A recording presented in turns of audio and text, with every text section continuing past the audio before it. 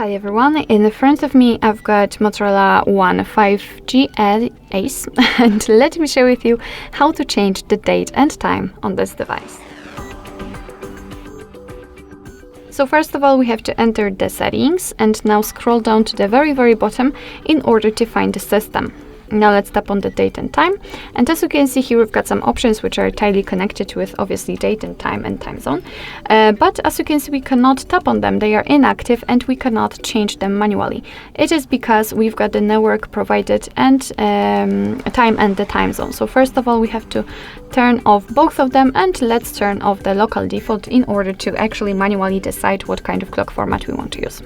So as you can see those options are active right now, so we can freely tap on date and from this calendar pick the date we want to use, so randomly this one, tap on OK and it will be immediately set. The same situation with the time, of course, just pick the time from this clock, tap on OK and it will be set also. The same situation with the time, just tap on the time zone, tap on the region, and here we've been transferred to the full list of all available regions from which you can choose. So just find the one you'd like to set and tap on it. Let me pick this one and it will be set immediately. And of course be aware that after changing the time zone, the time will also change according to it. Remember about that. And again, the time format about which I've just told you. So currently we are using 12-hour format, and if you want to use 24-hour one, just tap on the switcher, and as you can see it will be immediately applied also.